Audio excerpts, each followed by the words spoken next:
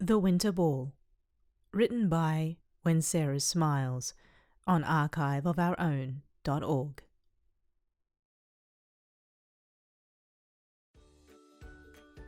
After all your hard work, the decorations went down a storm. It was impossible to pass through a hallway without hearing the giddy chatter of students excited for Christmas. Your heart fluttered, knowing that even after the initial hiccup, your plan had worked. The general ambiance of the school had lifted, replacing anxiety with anticipation. At the next student council meeting, the other members were quick to praise you and eager to start a second phase of celebration. This time they had devised a plan, one which you were more than happy to take part in. The end of term was looming and the students were preparing to move home for Christmas, so wouldn't it be nice to have some sort of farewell event?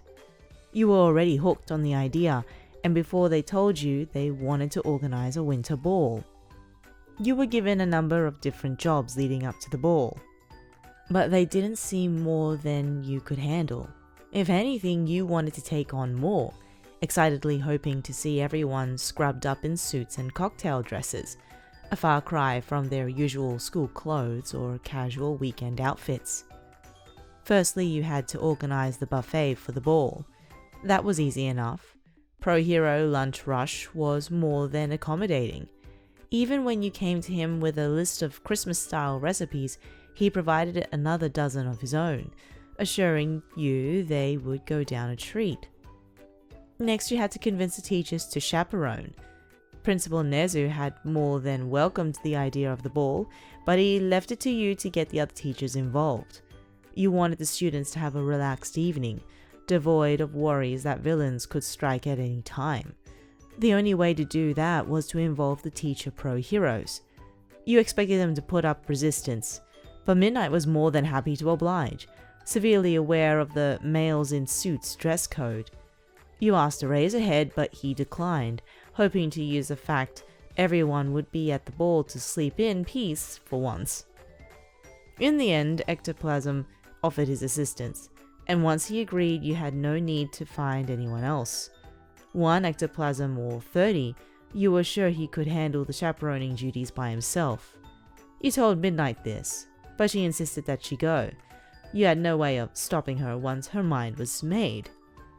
Your final task for the ball was one that you set yourself. You had an image in your mind of how you wanted the ball to be, and in that image, there was snow. It was very easy to find someone who could supply artificial snow, but you desperately wanted the real thing. You asked a few of the other student council members when you caught them between classes, but none could think of another student with a snow-based quirk. You spent the best part of the day racking your brains hoping that if you puzzled hard enough, you would suddenly remember someone who could produce snow. Then on one evening after school, a thought occurred to you, albeit no one you knew could produce a flurry of snow on demand. You did, however, know of someone who could at least produce ice.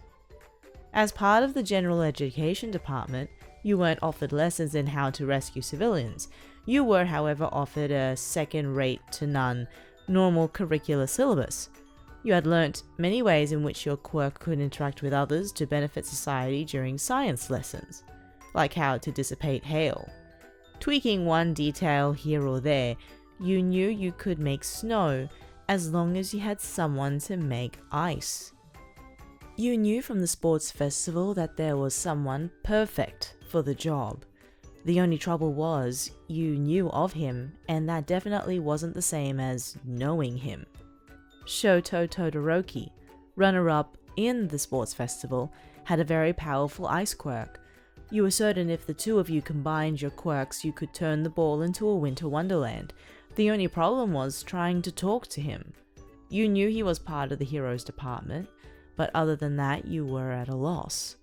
1A and 1B were a blurry mess in your head. You had no idea which trainee hero belonged in which class. You did, however, know someone who would know. Sitting at the back of your English class, a subject you were impeccable in, your cheeks turned scarlet red, thinking about your new connection to the heroes department. Since the night of Christmas decorating, Katsuki Bakugou kissing you under the mistletoe had danced through many of your dreams. Your interactions the next day when you had gone to pick up the cart had been almost too awkward to bear. Even so, you had seen him in the hallways from time to time since then, and although your face turned red whenever you saw him, you couldn't help noticing the difference in the way he looked at you, offering you a slight nod hello in passing. You clutched your cheeks, burying your head on your desk to hide your flustered expression. That afternoon, after classes had finished, you pushed aside your embarrassment-based anxieties in favor of seeing the winter ball progress. You were desperate for everything to go perfectly, and that meant reaching out to Todoroki, and that meant getting hold of Bakugou.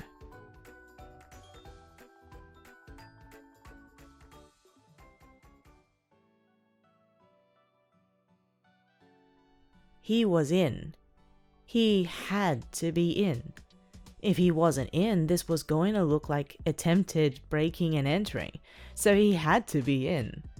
Standing at the base of 1A's dormitory, you stared up at Bakugou's balcony, noting how the curtains flapped occasionally in the wind.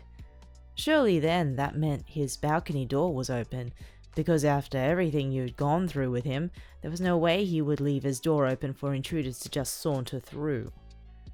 Realistically, you could very easily ring the front doorbell, but you had this innate fear of what hung above the door.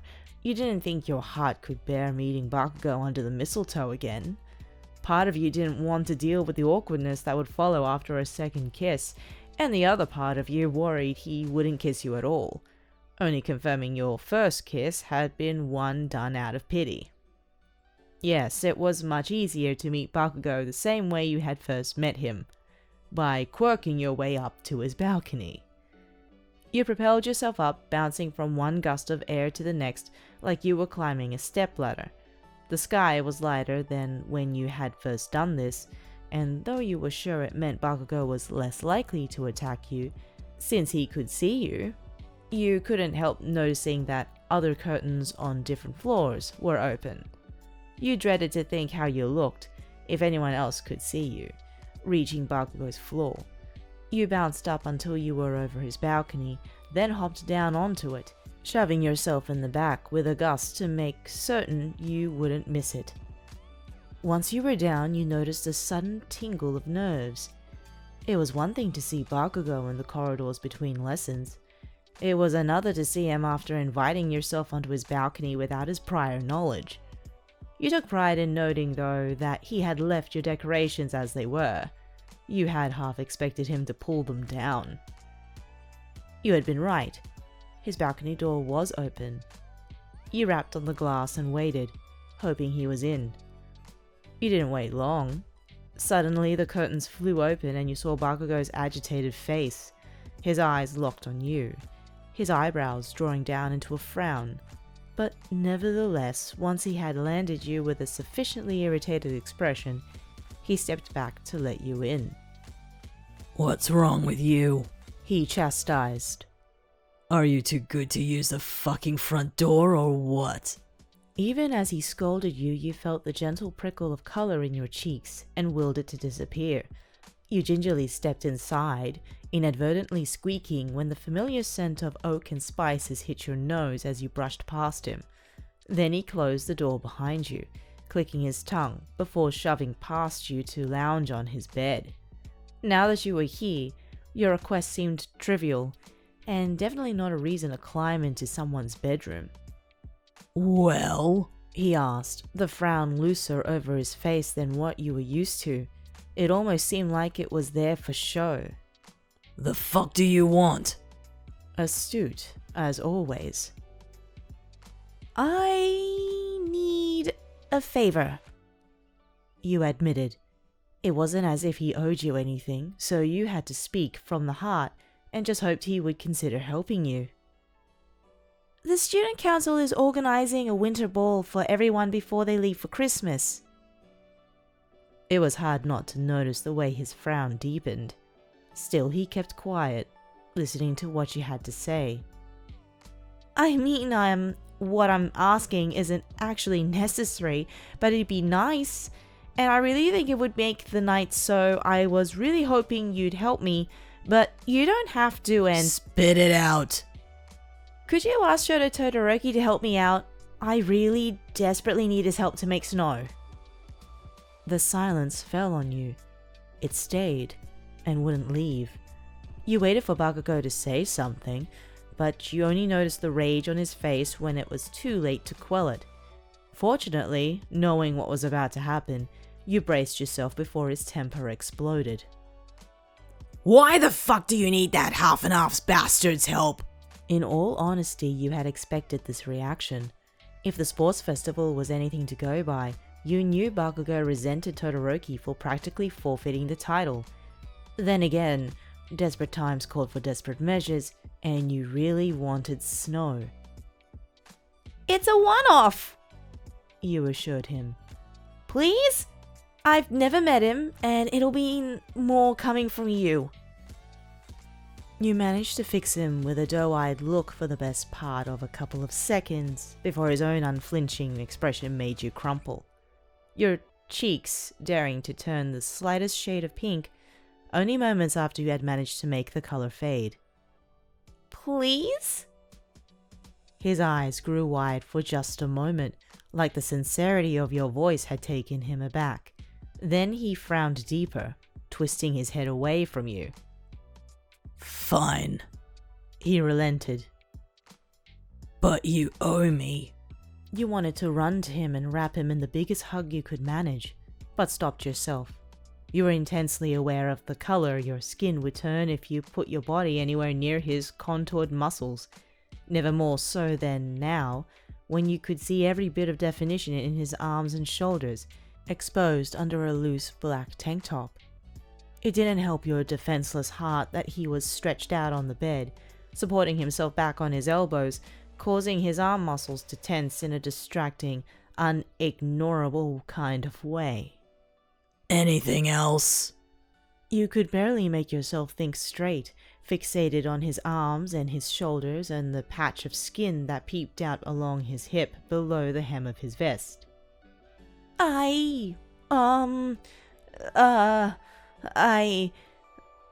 No. You felt guilty. You realized you had come to see him to ask him to be a middleman, and hadn't actually planned to stick around past that, needing to post flyers on every available surface around campus. Whether or not that bothered him, it was hard to tell. He continued to stare at you, his brows just as furrowed as before you had answered him. It was difficult to know what he thought of you, actually. After the kiss, you had spent days puzzling whether it meant something, or if it was from pity or an apology. You didn't know Bakugou enough to judge his actions. Had he kissed anyone else under the mistletoe yet, or just you? If he had, you didn't want to know. You had grown fond of him, in an odd sort of way, and the thought of him kissing someone else, another hero, the thing you longed to be, no less, was enough to crumple you. Do you think you'll go to the ball? You heard the words spilling from your mouth before you had the chance to stop them. You didn't mean to let the question slip out. The thought of Bakugou in a suit made your heart flutter. Duh, who am I? Fucking Cinderella? He asked indignantly. You laughed. It was a sudden and sharp laugh, but the image of Bakugou dressed up like a princess was both too fabulous and horrific for you to control the outburst. It's a formal ball, but cross-dressing is optional. You pushed your hand to your mouth, trying to hush your giggling. Bakugou flushed the color of a tomato, but quickly scowled at you, doing his best to deflect his embarrassment. Fuck off, airhead. Well, I'm going in a suit, so get those thoughts out of your spazzy, perverted mind. At least you had your answer. You felt more enthusiastic for the ball, if it were at all possible, knowing he would be there. His attempts to hide his warmer, fun-loving side were part of what made him so charming to you. He might act all hard and tough, but you were beginning to notice a softness to him. Not in the conventional sense, of course. You thought you might die if you one day saw him cooing over a baby in the street. Actually, that horrifying image sent a chill up your spine. No, you noticed how his words were often harsh or offhanded, but then his actions spoke a different story. You couldn't stop yourself laughing at Bakugou's obvious discomfort. He did not take that well. In the end, he shooed you from his room, barking ineffective insults as you chuckled your way out of the balcony. Amongst his yelling, he tried demanding that you use the stairs and front door, but you waved off his concern, invoking your quirk. You couldn't guarantee Bakugou would stay in his room, opting to see you off downstairs instead. You wouldn't risk the mistletoe. You waved goodbye, saying you would pop back in a day or so if Bakugou had not got back to you about Todoroki by then descended the windy steps back to ground level. You felt his eyes on you the entire time, and it was such a distraction you nearly lost hold of your quirk. Reaching the floor unscathed, you looked up to his balcony but only saw the back of his head as he disappeared inside. If he had his way, you wouldn't have seen him at all. His gaze had lingered on you a split second too long. You knew it, and he knew it.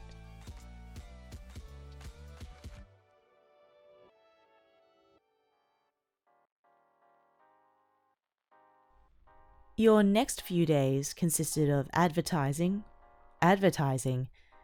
and advertising. You stuck flyers to walls, flagpoles, over windows, on the windscreens of the school's lawnmowers, posted them through dormitory letterboxes, and handed them out to random students as they passed by you. The buzz of the ball quickly took over campus, and it was hard for you to remember the tense atmosphere that had once cloaked the school. Christmas was surely a magical time, and with the added spectacle of a formal, the villains could lie forgotten in almost everyone's minds. Amidst your advertising duties, you found the time to pick out an outfit you had brought from home. It was a classy piece. Not too long and definitely not too short, but even when you told yourself you were wearing it because you looked best in that color, and you did, you knew really it was because it made you look fantastic. Trying it on in front of your bedroom mirror, you laughed, aware of your vain attempts to kid yourself.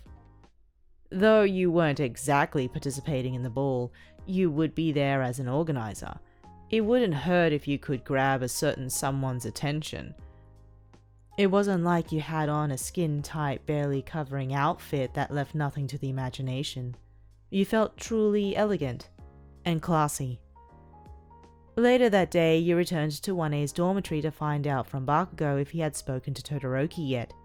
The rest of the ball was falling nicely into place, so you really hoped he had good news. He didn't. Half and half bastard said no, Bakugou declared as soon as he opened the balcony door to you. You groaned, tipping your head back dramatically. Oh, did he say why? Though you were happy to talk outside, Bakugou pushed you into his room with a hand against your back so he could keep the cold air out and the warm air in. Before he moved to sit on his bed, he yanked the chair out from under his desk and rolled it at you. You smiled at the gesture. Once you were comfortable and Bakugou had sprawled out, he answered. He said he's against the ball. Said it was distracting everyone from the villain problem. Miserable fucker. But that's the whole point, you said exasperatedly. Though you were disappointed by Todoroki's answer, you were pleasantly surprised by Bakugou's change of tune. The first time you had met him, he had said something similar. Granted, it had come from a place of hostile stranger danger, but you were glad to know he had grown, at least a little, into the festive spirit. I reiterate. Bakugou ran his hand through from the back of his hair, flicking it out towards you for emphasis. He's a bastard. In this one instance, you had to agree, but only because you really wanted snow. I guess we'll have to do without then. You nibbled on your bottom lip, wondering if you could find another option on short notice. There were other students on campus who probably had an ice-based quirk, but no one as powerful as Todoroki. You didn't want unofficial snow. It looked like the whole deal was off the table. You groaned, gripping the base of Bakugou's desk chair, hanging your head in defeat. It had been going so well. Well, at least none of the important details were missing. Why is the ball so fucking important to you? His question sounded aggressive, but you noted genuine curiosity behind it. You told him how the Winter Ball was the last event before the holidays, so it was the last chance you, the student council, had to impart kind will on everyone. It also had a little to do with how much you loved the idea of everyone dressing up. Though this was the truth, Bakugou knew you were keeping something to yourself. He said your answer wasn't good enough, to which you surprised yourself by opening up to him, admitting something you never thought you would tell anyone. I guess the Winter Ball is as much for me as it is for everyone else. It's hard, you confessed, leaning forwards in the chair, your eyes directed downwards as you spoke. Maybe for you guys, the heroes, but also for us. Me, I feel like I need to keep busy so I'm not worrying about what's happening outside UA. You trained for this, but to me the villains are terrifying. If one appears, I'm not strong enough to fight them. It terrifies me. The ball? It's something to look forward to. Somewhere I can just forget about the world for the night. You didn't want to look up, fearing the expression Bakugou might have fixed on you. I'm being stupid, I know. So train. His words made you look up, fixing him with a wide-eyed expression. He seemed deadly serious, no longer sprawled out. He sat with his legs over the side of the bed, leaning forward with his chin rested on his knuckles in contemplation. You weren't sure when he had switched positions, but it seemed as though he had listened to you earnestly. There was not a trace of mockery or anger on his features. Train? You asked. If you're worried there's someone who can beat you, train until you know they can't. His tone was steady, and you felt your heart squeeze under his piercing crimson gaze. You didn't want to give him excuses, not when it seemed like he was taking your worries seriously, but you weren't sure he fully grasped how vast the gap in your capabilities were. I'm not on the hero's course, though. I could never— Neither are the villains. Bakugou cut you off, rising to his feet with his fist clenched. Do you think they fucking started off on hero courses, waited until they got strong, then went and turned bad? Yeah, right. You felt silly for opening your mouth to reply.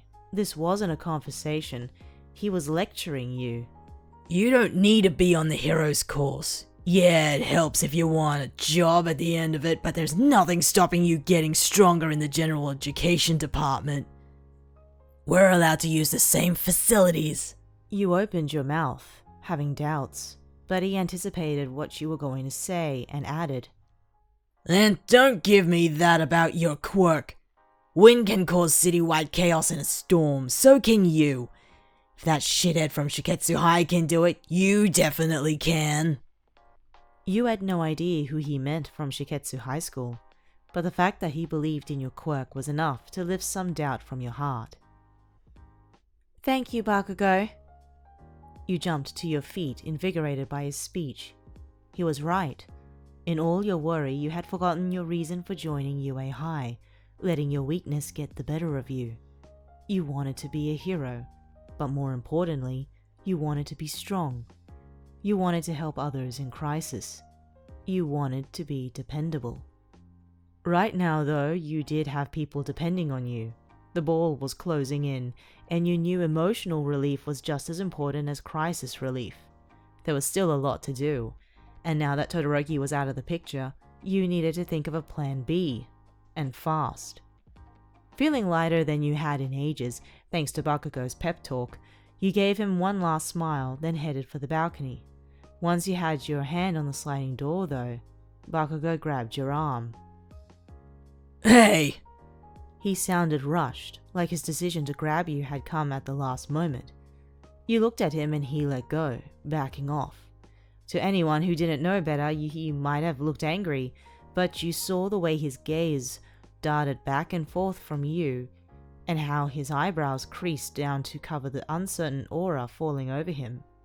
You let go of the door handle, waiting to hear what he had to say. Now I know why the ball means so much to you. He finally managed to hold your gaze, a sudden resolve taking over him. His stare was so resolute that it made your heart thump, and the tiniest blush crept onto your face. You liked the side of Bakugou, the earnest, serious side he hid all too often beneath a veil of anger and insults. Come to the dance with me. I'll make sure you forget all your shitty worrying and have a good time. The unabashed way in which he said it turned your slightly pink cheeks into a full face of tomato red.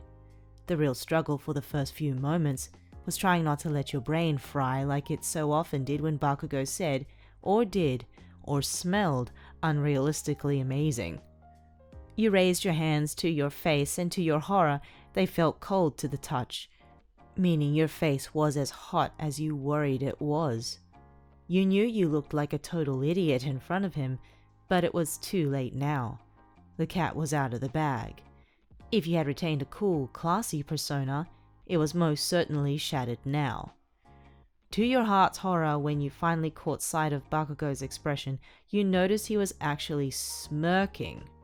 He looked like the cat who killed the canary. The fact he was clearly reveling over the flustered state you were in made it so much worse. It almost made it easier for you to break the bad news to him, not that it was news you wanted to break to him. In fact, the fact you had to break it to him made you curse your luck from here to the stars and back. I'm sorry. His smirk slipped. I can't. Why not? You flinched, hearing the bite to his question. You tried to take a moment to compose a careful, tactful reply, but it was not fast enough for his patience. Are you going with someone else? Is it that shithead Shinso?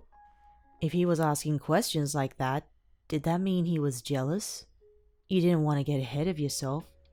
It might just be that he despised Shinso enough to not want anyone near him, but your heart hammered faster in your chest at the possibility of Bakugou getting jealous over you.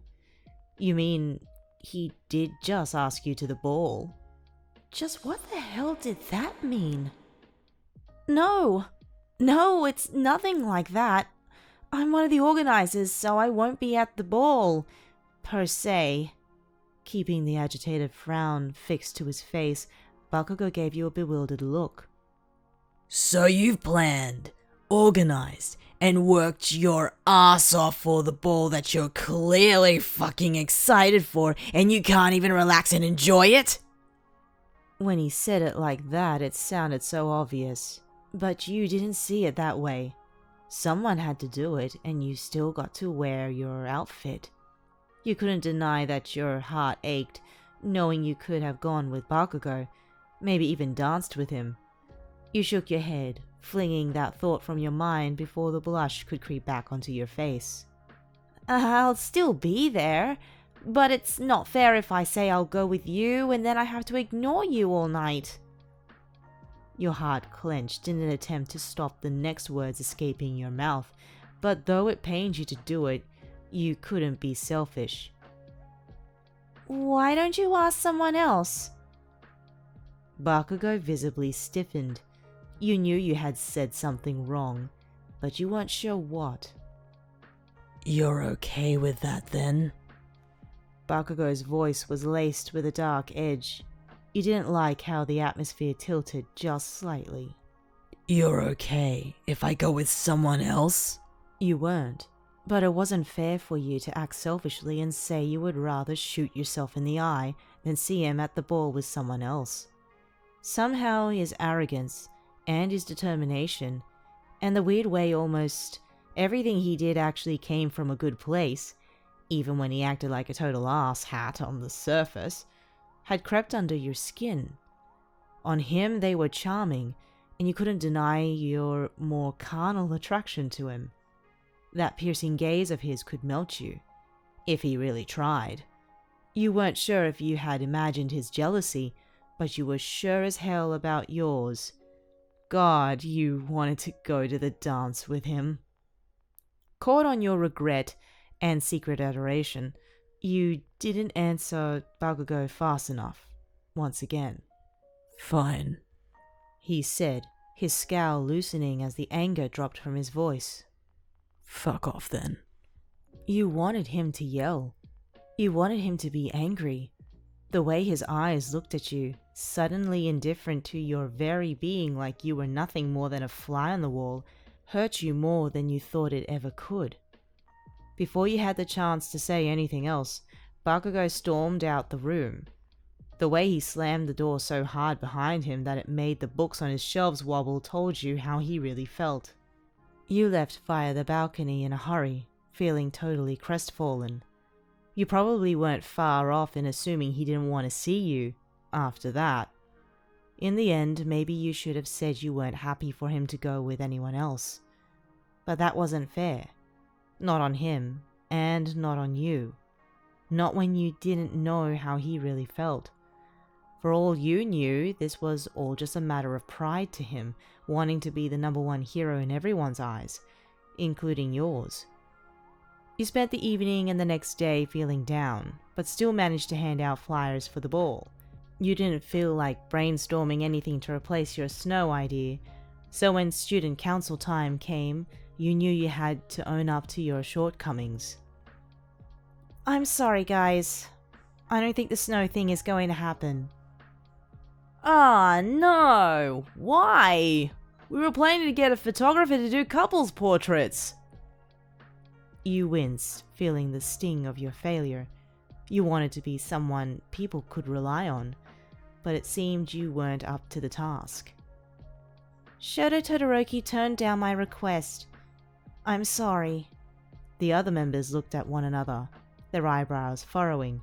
Then Principal Nezu asked uncertainly, Mr. Todoroki contacted me an hour or two ago to say that he would help. Has something happened since then? Wait, what? You asked, hardly able to believe the principal. He did? Why, yes. The humanoid mouse nodded, beaming as he thought fondly of his students' cooperativeness. Does that mean he's still on board? Yes! You exclaimed, jumping up from your chair. Yes! Yes! Absolutely!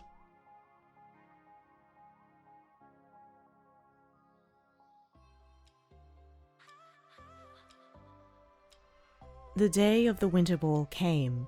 The excitement in the air was palpable. As students scurried from their final lessons to change and get ready, you stood waiting at the entrance to Gym Gamma for Todoroki. You had yet to meet him, but Mr. Principal had filled him on the details, and you had spent the vast majority of your time practicing your side of the two quirk snow combo. If nothing else, it had been a good distraction from the nagging feeling that Bakugou hated you. The long and short of it was that he had asked you to the ball, and you had turned him down in a pretty shitty way. Even after he had offered to distract you all night from your villain worries. You were almost certain Bakugou wasn't the type to usually offer help like that. Your heart ached at the thought. If that had been his way of showing you he cared, you never should have told him to ask someone else to the dance. It looked like you had totally disregarded his kindness, like it was nothing. You tapped your gloved hands against your forehead, cursing your tactlessness. When Todoroki arrived, you were quick to thank him repeatedly. You have no idea how much this means to me. Honestly, you're a lifesaver.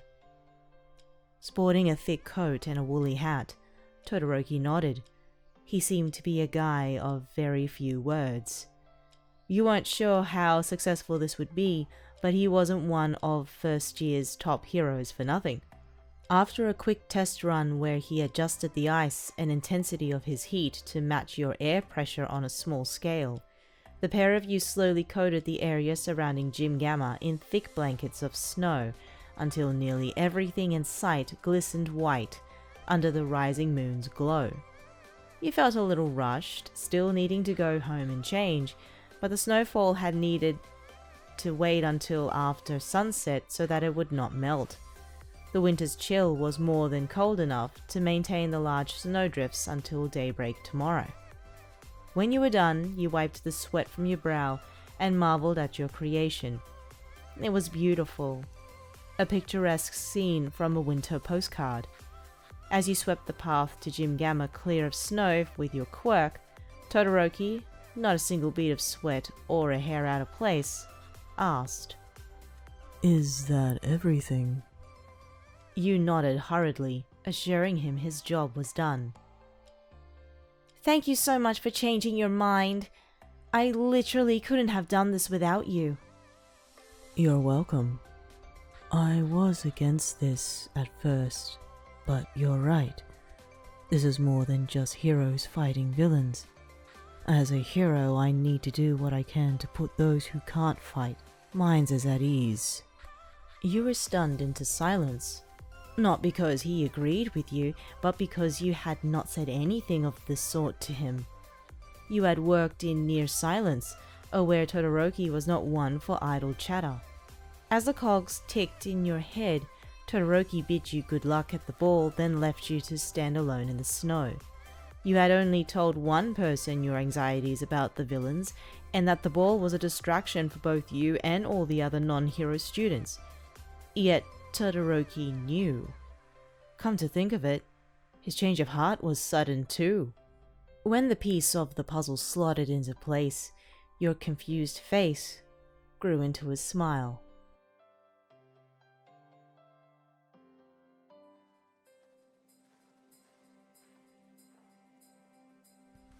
You could never have imagined the ball going as well as this. Students and teachers alike lined the gymnasium, dancing and eating and chatting away to one another without a care in the world. At the far end of the Christmas-themed room, President Mike stood behind a set of decks, having all but thrown himself at the student council to say he could DJ. The vast majority of the room had been fashioned into a dance floor by lack of furniture, with the outer perimeters and the third closest to the entrance filled with tables, chairs, and the buffet. Staring up wistfully into the Christmas lights dangling from the rafters, you took a moment to smile and inwardly pat yourself on the back. The student council had pulled it off, and you couldn't have been happier. That being said, as you redirected your attention back to the students filtering through the door, stamping their hands in exchange for their invitations, you could feel a thought digging you in the back of the head, no matter how much you tried to ignore it. Everyone looked so wonderful in their dresses and suits. After laying the snow, you had managed to rush back to your dormitory and get showered, changed, and style your hair before hurtling back out to start your organizer's duties. You felt absolutely stunning, and you were riding on a high of accomplishment, but you almost felt the effort was a little wasted, sitting at the entrance welcoming people inside. You wanted to get on the dance floor, even in your choice pair of old unstable shoes. You wanted to be selfish, but you couldn't be. This night was for everyone and you would just have to bite the bullet. It didn't help though that you knew Bakugou was here. When the doors had first opened, you had been busy unwrapping the very last of the buffet food, leaving another of the student council members to temporarily welcome everyone in. And you had seen him.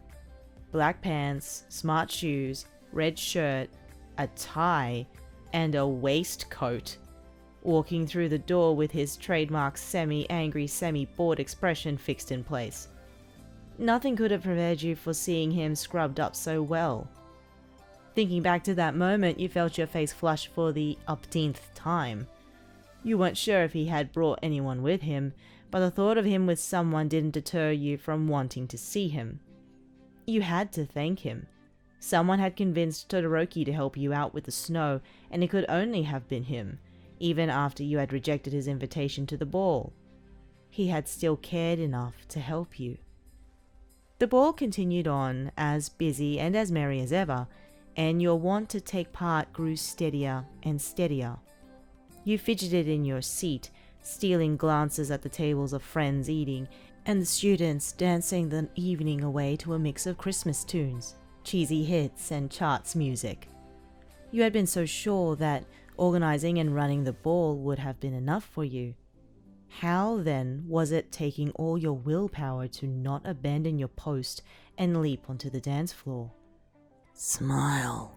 It's a party. You looked behind you, startled by the voice in your ear.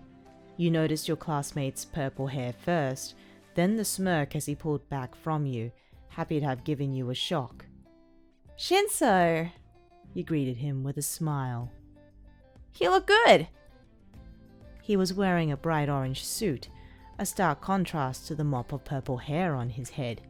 He nodded in thanks, running his hand up through his locks in a nonchalant way. Same to you.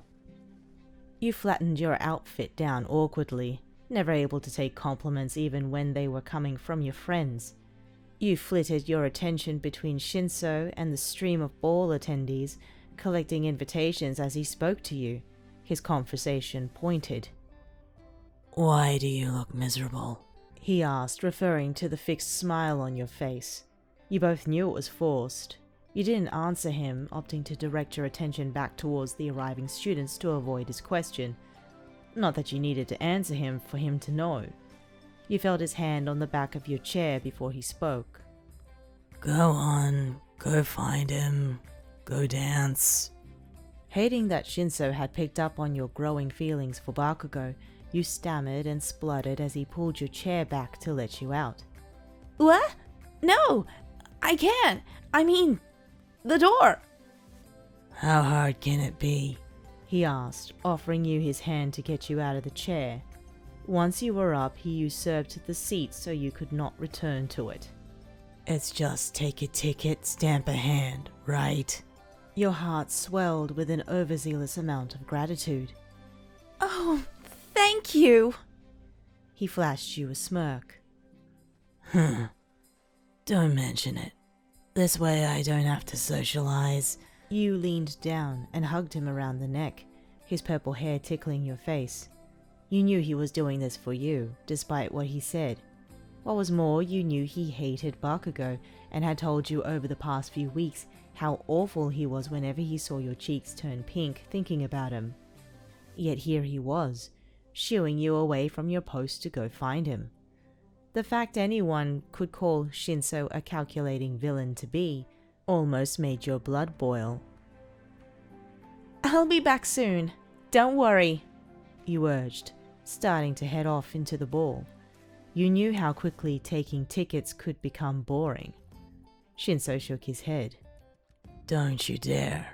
If you come back within the hour, I'll brainwash you into twerking in the middle of the dance floor. A sharp laugh escaped your lips at the thought.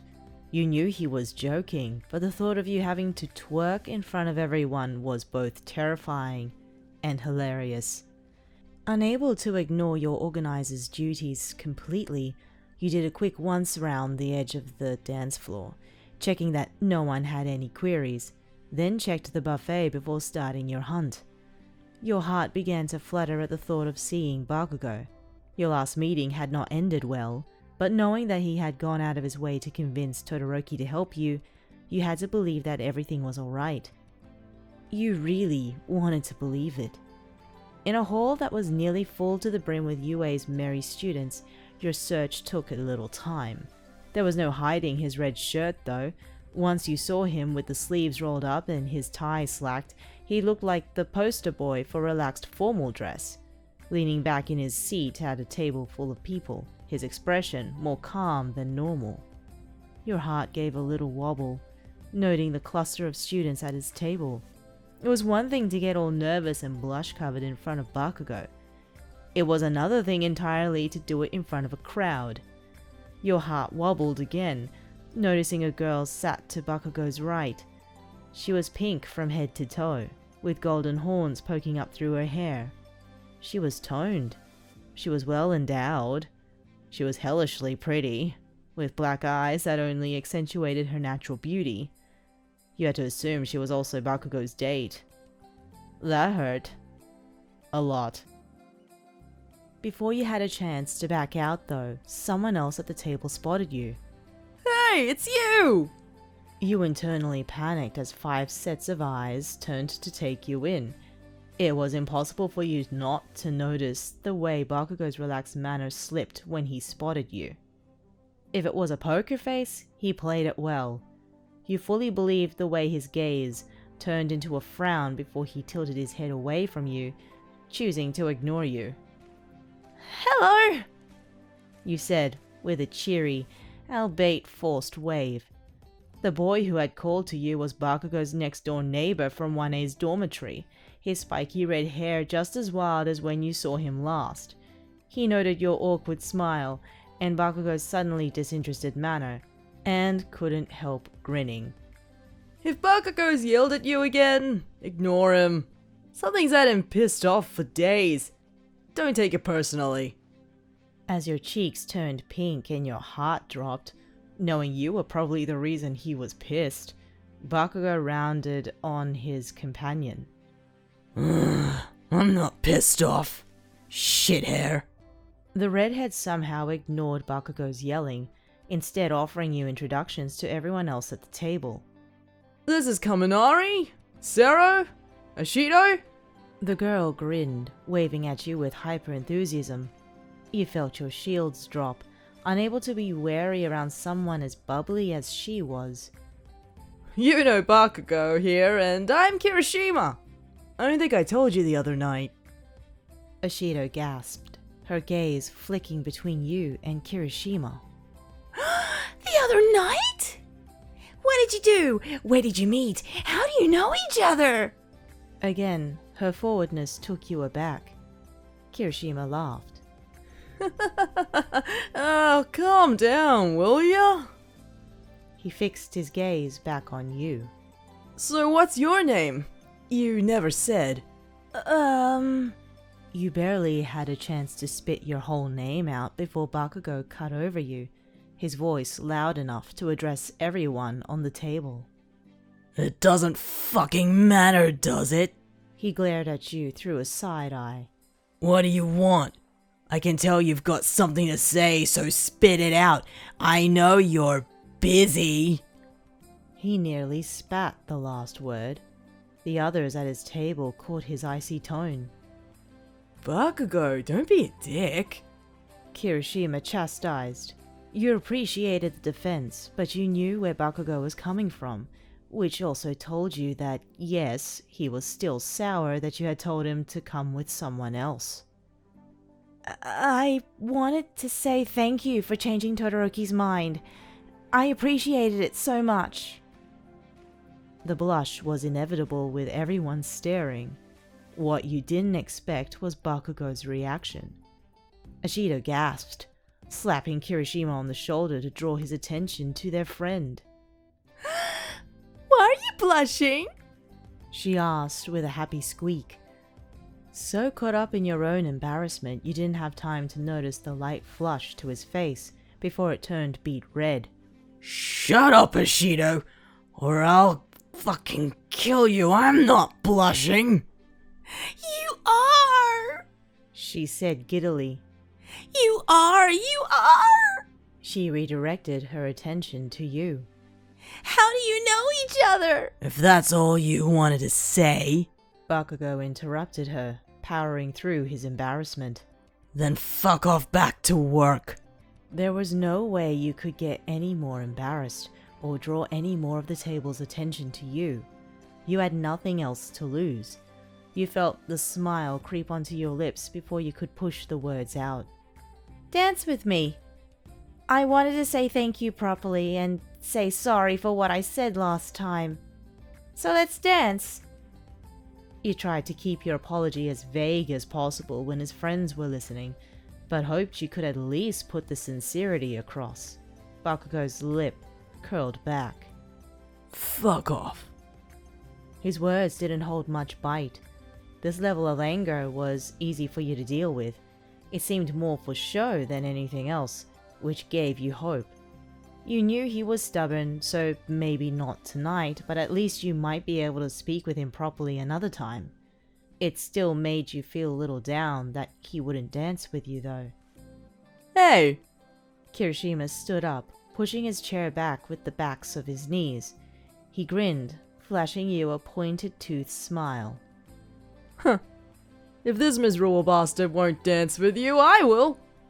To say thanks for all the decorations.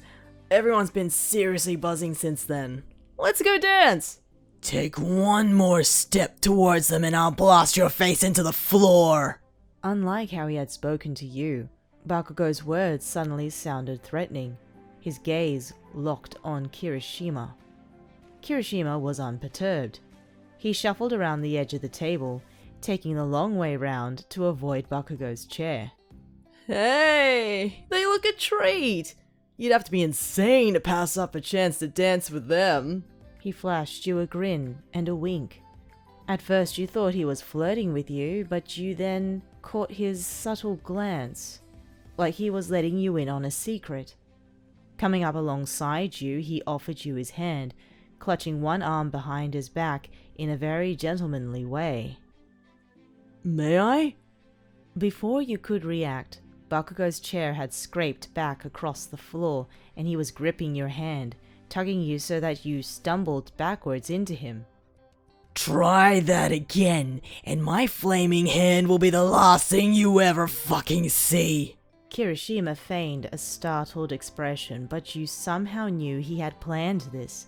As Bakugou turned and tugged you off towards the dance floor, Kirishima grinned, watching you go, before fist-bumping the other two guys at his table, while Ishido gushed at the sight of you.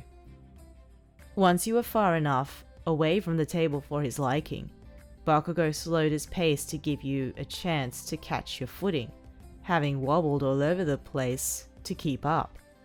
He kept hold of your hand, his grip surprisingly gentle, until you were on the dance floor alongside groups of friends and mushy couples.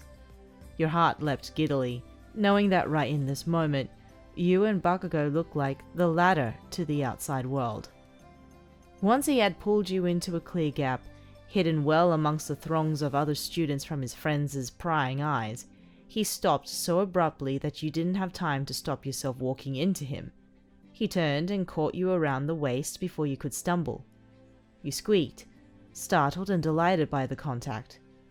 Keeping hold of your hand, he seamlessly eased you into a sway, rocking you back and forth like a natural-born dancer. Your heart wanted to give up. It was working overtime on top of overtime. A small part of you had worried that once you were away from his companions, he would let go of you and leave you to it, but they could not see you here, and Bakugou had no intention of letting you go. You were stiff at first, but as the song played on, you relaxed into his swaying, placing your hand up onto his shoulder. Having been silent the whole time, Bakugou took your action as a cue to speak. You're welcome. Huh? You asked, looking up at him. He caught sight of your inadvertently doe-eyed expression and his chest clenched. But he cleared his throat, twisting his head to the side, looking disinterested. For Todoroki. Ah! You squeezed his hand, cottoning on to what he was getting at. Honestly, thank you. And after everything I said... Shut up. He wasn't angry. It was a soft phrase, like saying you were making mountains out of molehills. In that instant, you felt lighter. The weight of your worry lifted away, knowing you had not burnt your bridges with Bakugou. He swayed you in time to the music, then let go of your waist to spin you as the song changed and the beat picked up. You smiled and flushed pink when he took your waist and pulled you against him, your chests bumping. Never in your wildest dreams had you expected him to hold you like this when you asked him to dance. You had planned for standing close to one another, a clear gap between you, bopping to the rhythm. This was a whole other level, and it dared you to wonder that maybe, just maybe, he really wanted to be here with you, and only you. I'm glad, you started, before looking down when your nerves overtook you. You wanted to be honest with him, but even the tiniest bit of doubt clogged your throat. He squeezed your waist, his gritty voice laced with an unusual amount of curiosity. Why? You dared to look up. Bakugou was staring at you, his crimson eyes regarding you with interest. You nibbled your bottom lip. I'm glad you came to the dance with me, even though you were with Ashido. He frowned. What about Ashido? You knew explaining would only reveal your jealousy, but you couldn't help thinking your heart was wandering down a dark tunnel, leading to a dead end instead of the light. Isn't she your date? He scoffed, squeezing your hand.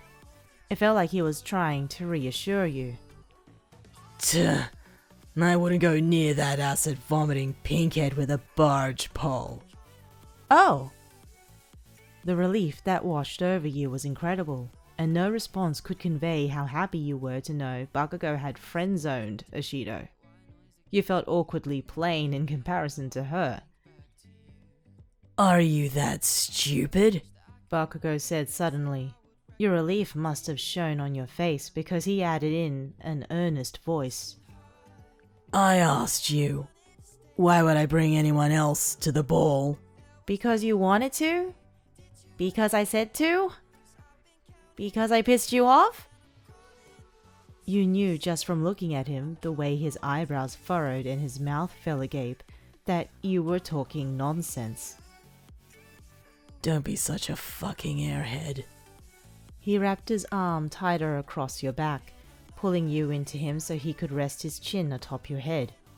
Encompassed by his warmth and the scent of oaken spices, the only place you could comfortably rest your head was against his neck.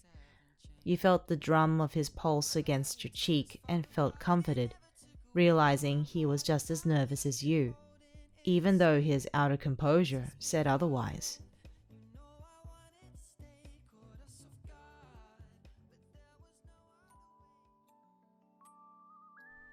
The end of the ball came too soon for anyone's liking.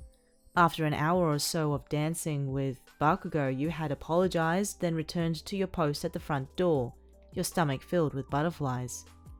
This time, Bakugou had seemed far less annoyed than you had abandoned him for your work, returning to his table with a smirk. Only it quickly disappeared when his friends bombarded him with questions. Shinso was far less prying when you returned, satisfied enough by your gooey smile to know you had enjoyed yourself. Hours later, Gym Gamma was quiet and abandoned, save for those of the student council on cleanup duty.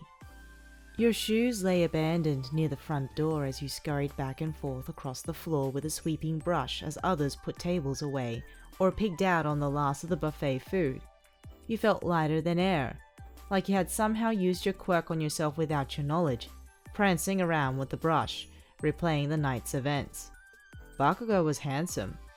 Bakugou had held you. Bakugou didn't hate you. You clicked your heels together, giggling at the happy turn of events. It was into the early hours of the morning before you finished your duties. You were exhausted, but there were no classes tomorrow, so you could sleep, and sleep, and sleep. Fixing your shoes back in place, you said goodbye to the other student council members as they filed outside, then waved to the pair who needed to stay longer to lock up. Stepping out into the cold night air, the sheer temperature change made you shiver. You regretted leaving your coat in your room for the sake of appearances. Even as the goosebumps settled on your bare arms, it was hard to notice them when you took in the sight of the frosty paradise before you. The snow stretched for ages, covering every available bit of ground. Even the path was littered in round splodges of white, the remnants of a snowball fight between students as they left the ball a few hours ago. You reached into your bag, producing your phone. It was a full moon tonight, and the glow of it drenched the ground in shimmering pale light. After running your phone's memory ragged from taking photos, a familiar voice grumbled from behind you. Are you nearly fucking done? You turned with your heartbeat already in your ears to see Bakugou leaning against the wall near the entrance to Gym Gamma, his arms crossed with one leg propped against the wall. Bakugo! You exclaimed.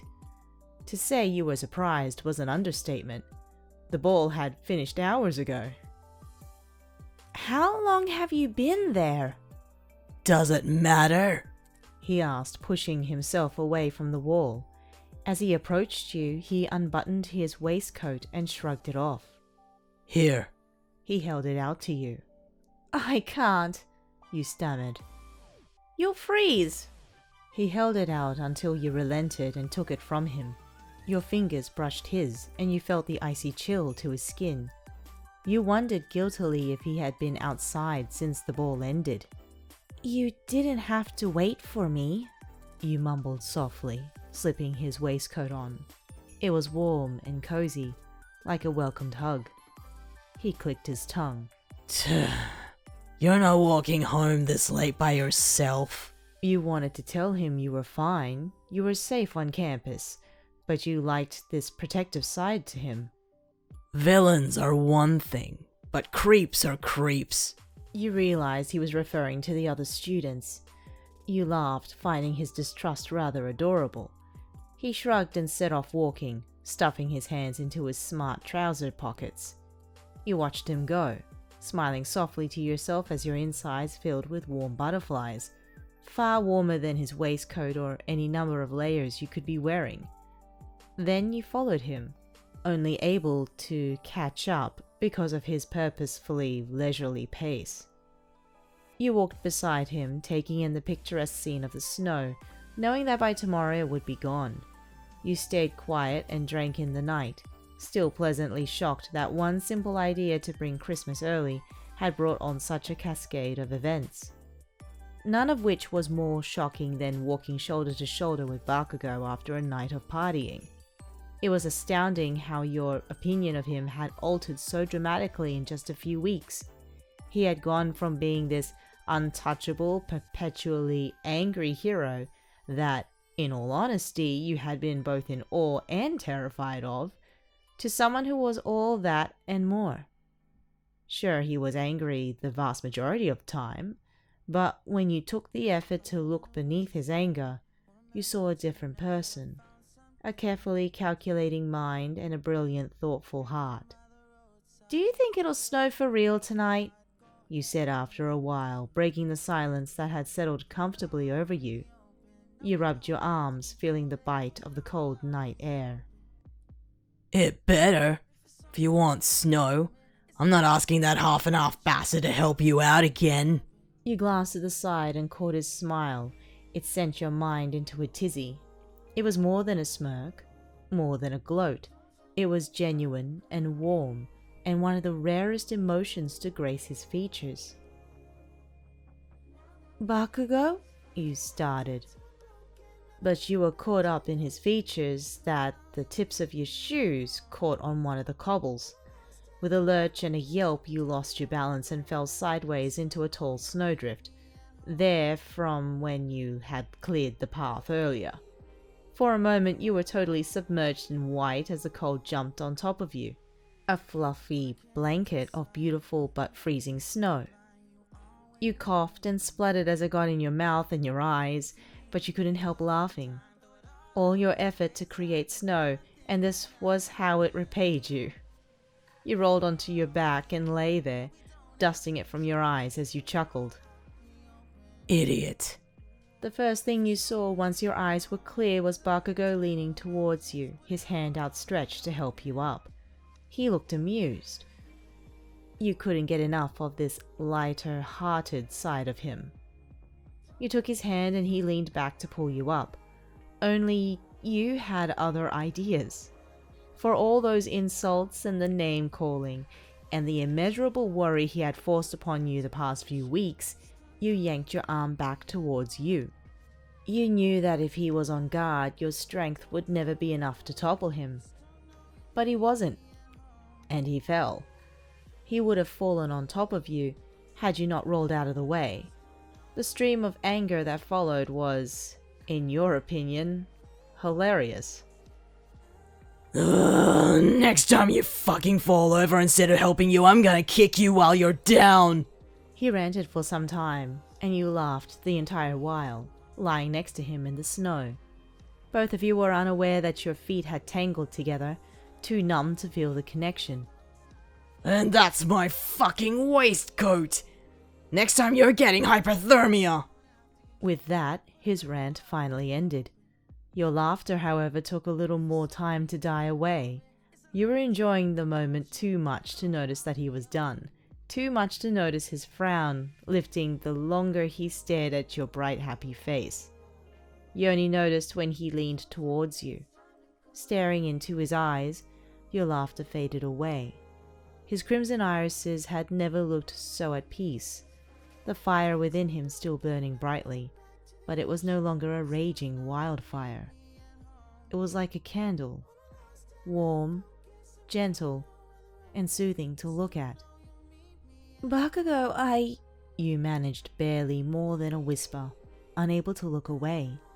He reached forwards, brushing the snow off your cheek, out of your hair. Before you knew it, his face was a mere inch away from yours. Shut the fuck up. He breathed against your lips, the hand in your hair pulling you into him so he could take your lips. The kiss was something more than that night under the mistletoe. This time he meant it, and there was no way you could doubt him. He held you close to him, his lips claiming you in your entirety. You forgot the world, and the cold, and could only feel him. You had never expected this final turn of events, but you could feel his hunger for you, his lips dangerously sweet against your own. All too soon, Bakugou pulled away, leaving his hand resting against the back of your head. You smiled shyly at him, snowflakes speckling your eyelashes. And there it was, that genuine smile again. It lasted only a second, like he was momentarily caught in a daze, but as soon as he was back, the smile fell into a smirk. He picked himself up out of the snow, dusted himself down, then offered you his hand. You took it, almost overcome by the butterflies in your stomach, unable to take your gaze off him. When you seemed too dazed to move, Bakugou's smirk grew even wider. Far too pleased with himself, he dusted the snow off you as much as he could, then flicked you in the forehead to bring you round. You could only giggle shyly, fluffing your hair as he looked at you. It's Katsuki, by the way. He stepped forwards, wrapping his arm around your shoulders to make sure you didn't fall a second time, then walked you back to your dormitory. You nestled into the side of him, enjoying the warmth of his body and the way his first name sounded on your lips.